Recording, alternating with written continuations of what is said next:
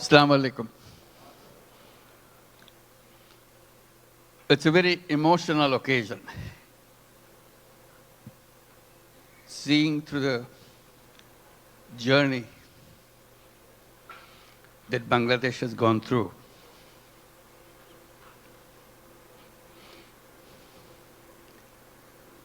The people who are just presented, they are the heroes of Bangladesh. Let's give another big applause for them.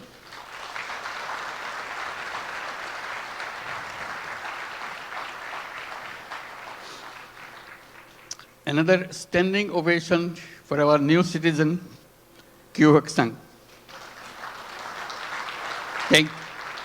Wonderful. His dedication, his commitment. Thank you. Please have your seat. Just doesn't have any boundary. He loves Bangladesh. He worked for Bangladesh. He loves the nature of Bangladesh. I wish you could visit his factory. And he brought so many delegations this time to come to show his new land of citizenship. Can the members of the Korean delegation please stand up so that we can give you applause? Yes, indeed. Thank you. Thank you so much. Wonderful. Yeah. Fantastic. This is your home too. We'll make this home beautiful home. For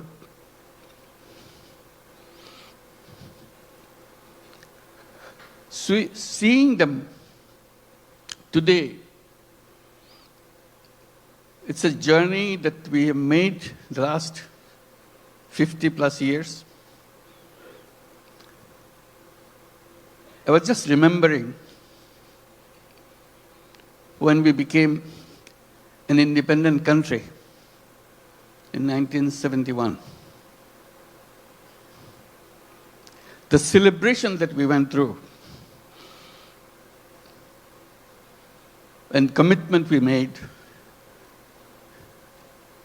for building a new nation. Despite sacrifices of lives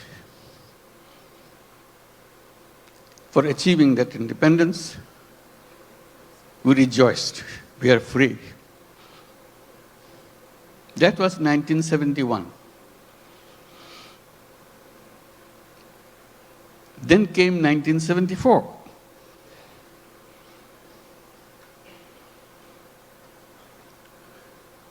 Today we are talking about 180 million people.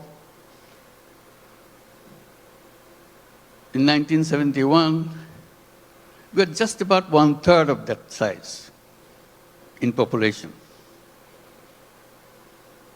Still the same country. 74 is a year that we cannot forget.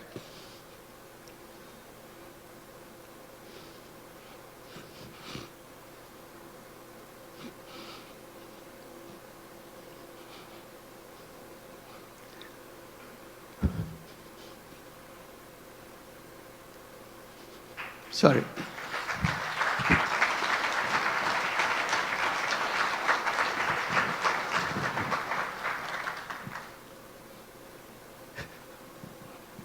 Sorry, my words. I cannot bring my word.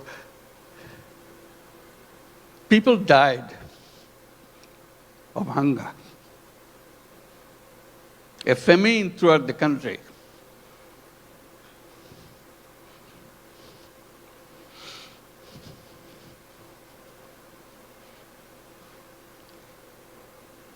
One and a half million people died.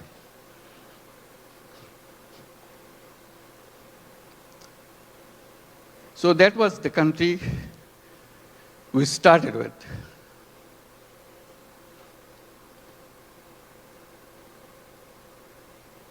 We used to grow one crop.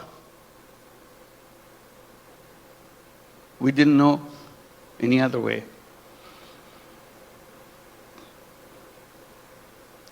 Our population was known as farmers because they have no other profession.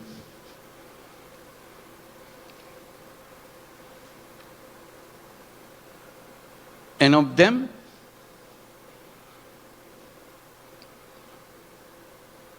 three-fourths of the population were landless farmers. They had no land.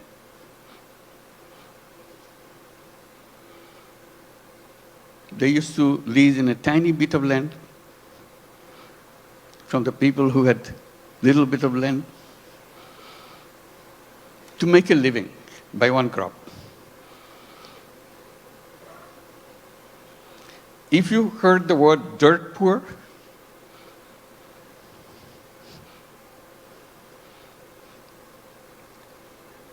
that was Bangladesh.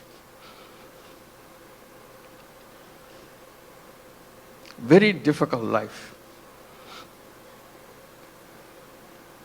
So if you take that journey from 1974 to 2025, it's an amazing journey. Here we're talking about all these big industries and so on, and inviting you for so many countries to set up more industries. We're talking about the big market, talking about the big, intelligent young population.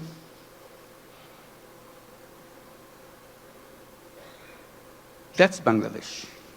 Came a long way in a very short time.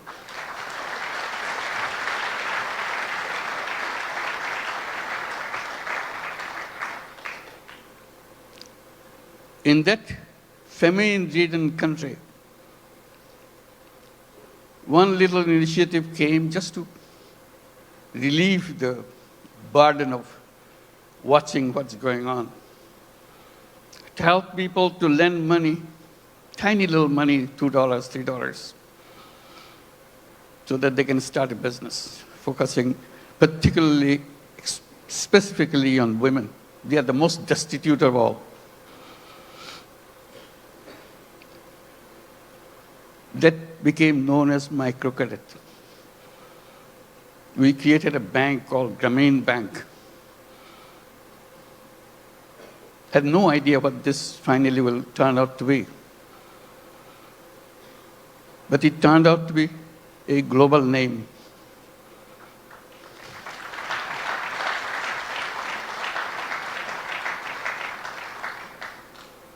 Because no matter which country you are, you have little Bangladesh of 1974 inside of you. You don't recognize it. You hide it by giving public money to them. So I always raise the voice. Giving public money to poor people is no solution at all. Solution is creating the structure, framework, will unleash the energy of the people. And microcredit was just a small effort of that.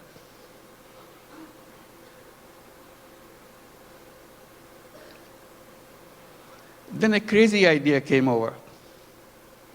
When the government wanted to issue license for telephone, we had nothing to do with telephone. We didn't have any telephone in the country.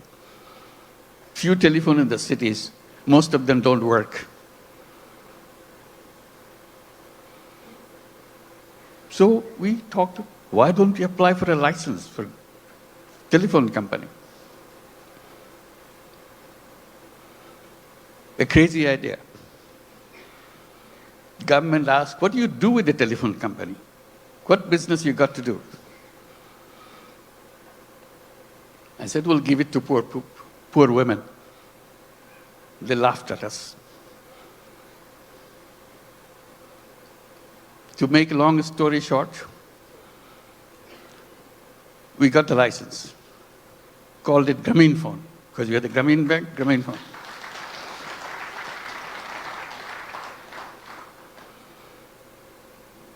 Nobody wants to partner with us because we have no knowledge, nothing. Because if Bangladesh is no place for mobile phone, there's no market for mobile phone. Who wants to be partner? So we knock at every door, international doors. Nobody wants to partner. Finally, someone I personally knew in Norway, who happens to be chairman of Telenor. I explained to him, can you help me?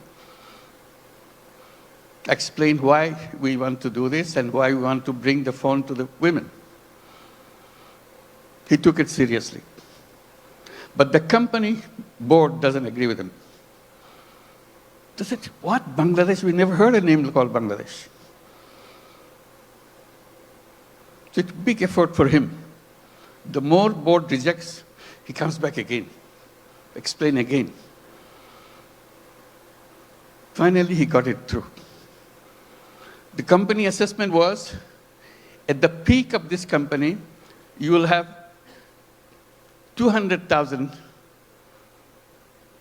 users of the mobile phone in the whole country, 200,000. And you cannot make a living on this with this kind of clientele. He told me, I said, are you crazy? It will be at least 10 times more than that. That's the way I could figure.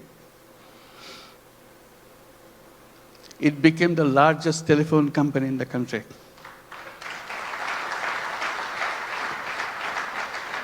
And women were the recipient of those telephone handsets. To turn them into what we call telephone ladies, sell the telephone service of the company. Men cannot apply, men cannot get the phone. Only poor women of Grameen Bank, not all women, only poor women of Grameen Bank can get a phone. Totally illiterate, has nothing to do, doesn't even know what a phone is. We train them. They started selling the service, saying, if you want to make a phone call to your son in the Middle East, in the meantime, Middle East saga began. So people wanted to talk. It became a roaring business. Soon, 100,000 women selling telephone service all over Bangladesh. It became so popular, everybody wanted to have a phone. Changed the whole company. At that time, there are other companies coming up around the world. They were focusing on their cities. The newspapers were covering us, not them. It became well known.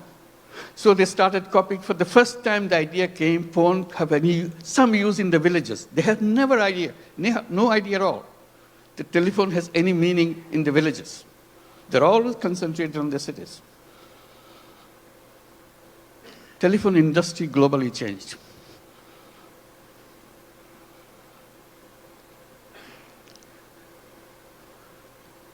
I'm narrating this story a little bit because Bangladesh is a country with crazy ideas to change the world, make things happen.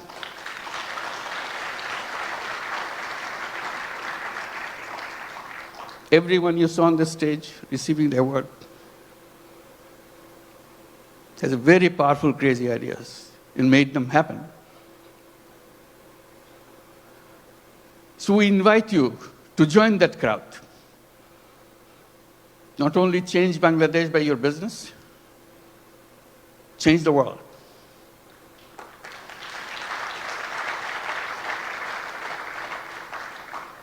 I keep reminding people, yes, you want to make profit, go ahead, make profit. Maximize as much as you can. But we can add a little piece into it. Social purpose. You don't have to get disrupted by that. It's something that you can do, you have fun. Like many of you do already.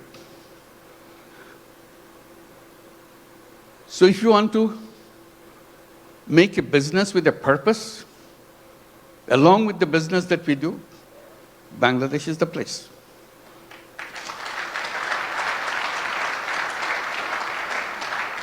You will not know what your business will be like. Why the whole world is following you. Why suddenly you look back, how did it happen?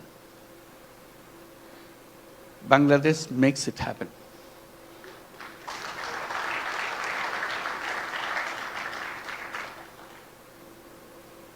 Always people explain how happy you got, you make money, we show the bottom line, fantastic thing.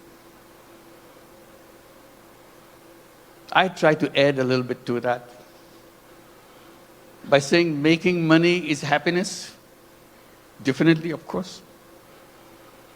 But making other people happy is a super happiness.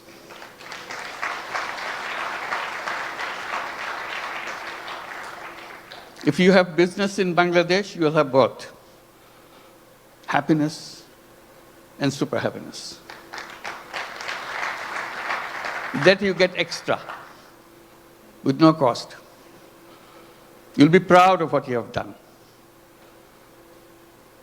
Like the people who stood here felt that. Super happy. Did something which impacted in people's lives massively. With a country of famine, we're now talking about global entry to the businesses and everything. And at the same time, I'm just pointing out, which has been pointed out already,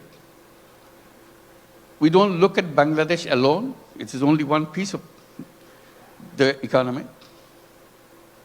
We see the whole region, very powerful region, lots of resources. We work together, facilitate each other. It's not the business to grab everything out of you, it's a competition, you grab things. We twist a little bit.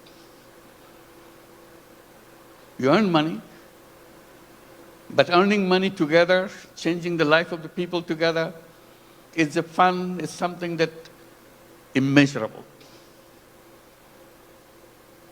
And each of your company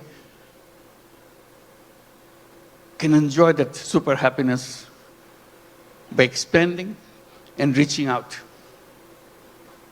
Reaching out, the impact that you make, you never explored. Just a little opening, does the magic. Changes the world. We said business is the most powerful mechanism by which you can change the world. But we are trained to focus on some so narrow thing, we miss out the world.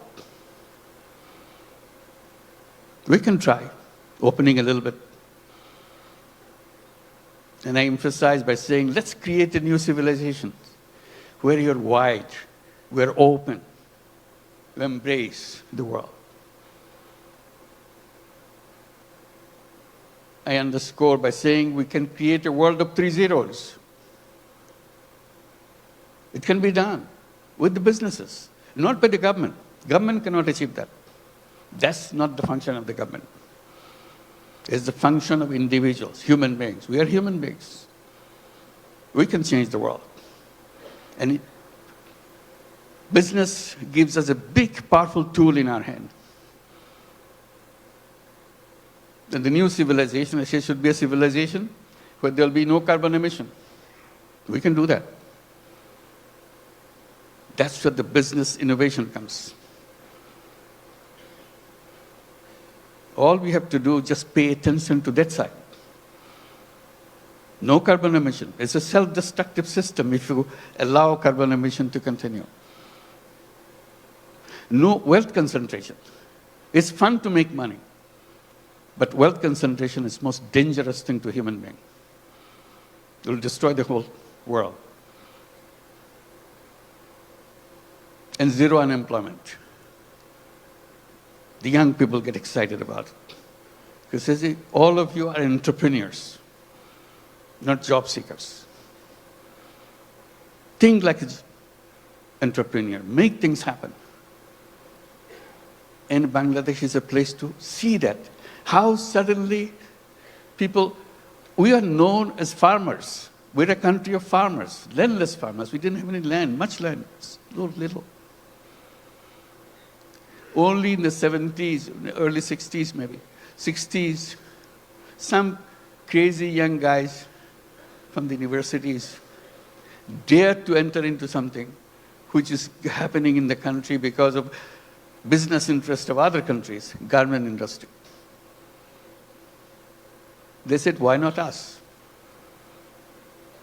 That was the beginning of the garment industry in Bangladesh, those crazy young guys.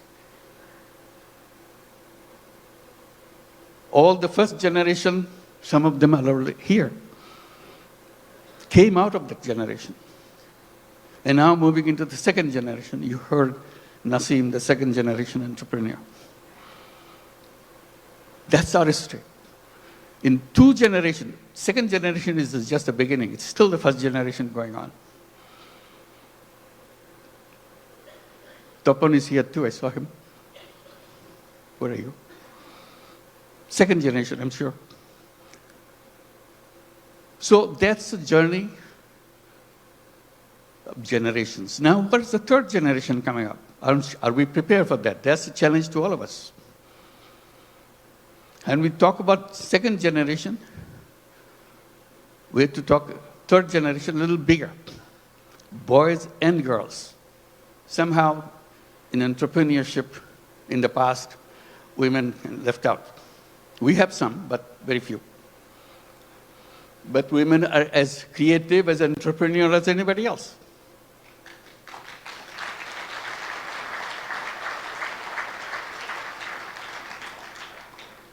Together, those young generation will change the world. They have the technology, they have the creativity, innovativeness, and problem-solving ideas. We don't have to look at the problem the same old way that we did 50 years back, waiting for the government to do something. We people can do that. That's a chance. So today it makes me very happy that we can gather together, and talk about creating that world. It's not just business in a limited idea, which is good, but you can have another space remains unutilized. Let's use this too. And Bangladesh, the business in Bangladesh is not only for Bangladesh, that's the point. It could be for the whole world. Who ever thought that microcredit, which started in a tiny little village, now would be a prime business in the United States, Grameen America?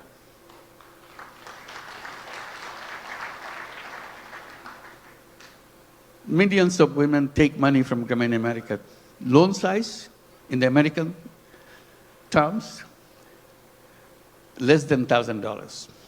Imagine needing less than $1,000 in the United States. Such a hassle, such an impossible thing. They get so grateful that somebody gives them. Usually $500, $600. Now the whole Grameen America became annually about $2 billion a year.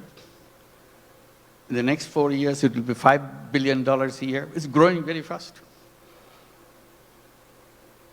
So little things. In that sense, Bangladesh ground is very fertile.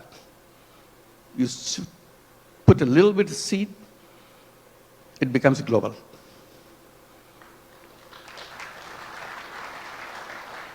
I wish I could tell all the stories that happen in Bangladesh, but I get very tempted, but they're all here. Talk to them, find out. And we welcome you to join us with that mission, creating a new world for the whole world. Thank you very much.